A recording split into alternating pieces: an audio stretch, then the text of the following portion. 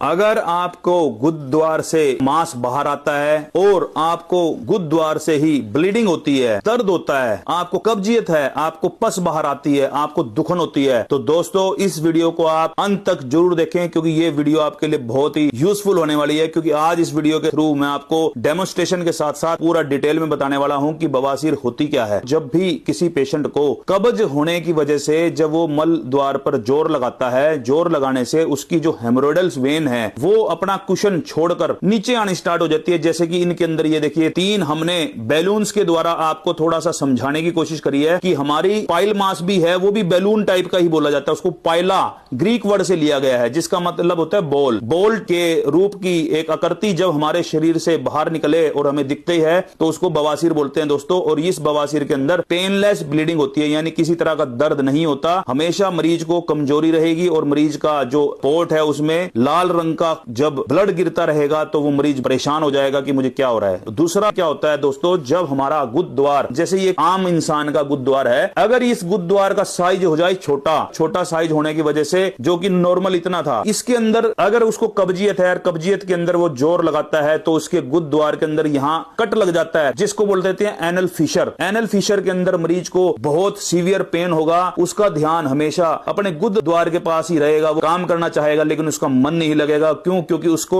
चचचहाहट रहेगी, वो परेशान हो जाएगा और वो कहेगा नहीं जी मेरे को कहीं भी मन नहीं लग रहा, मेरा तो हमेशा यही ध्यान रहता है। कभी कभी उसको होगा क्या दोस्तों, जब भी वो स्टूल पास करेगा तो उसके स्टूल के साथ भी ब्लड लगकर आएगा। कई बार टप टप करके भी ब्लीडिंग हो सकती है। कई बार ऐसा भी होता है, कईयों को मांस भी बाहर निकल आता है। ऐसे जब मांस भी बाहर आ जाए, रास्ता भी छोटा हो जाए और दर्द भी हो, तो ये एनल फिशर के साथ में सेंटिला पाइल्स के लक्षण हैं। जो हमने आज आपको ये 2 बीमारियां बताई, एनल फिशर और पाइल्स, इसके अंदर अब करना क्या है? सबसे पहले आपको पता होना चाहिए कि सामने बैठा हुआ बंदा क्वालिफाइड भी है कि नहीं, क्योंकि YouTube के ऊपर दुनिया बैठी है। मैं डॉक्टर कमल मित्तल, मानव केयर आयुर्वेदा, दयाल सिंह कॉलोनी में मेरा सेंटर है। BMS MD आयुर्वेदा से हूं, एंडोरेक्टल सर्जरीज के अंदर माहिर हूं। यहां पे जितने भी रोग के लिए मेरे पास पेशेंट आते हैं वो मेरी इस विधा में ठीक होके गए हैं। लाखों पेशेंट हमने यहां ठीक करे हैं। अब बात करते हैं कि हम करें क्या। आपने क्या करना है दोस्तों, सबसे पहला काम यह करना है, गर्म पानी ले लें एक तसले में या एक टब के अंदर जिसके अंदर आप बैठ सकें। उसके अंदर आपने फिटकरी डाल लेनी है और उस पानी के अंदर बैठकर आप थोड़ी देर तक अगर अपनी एनएस को स्क्वीज रिलैक्स यानी खोल बंद करते रहेंगे तो आपको बहुत आराम मिलेगा। इसके अलावा आप क्या करें, घर पे ही बैठकर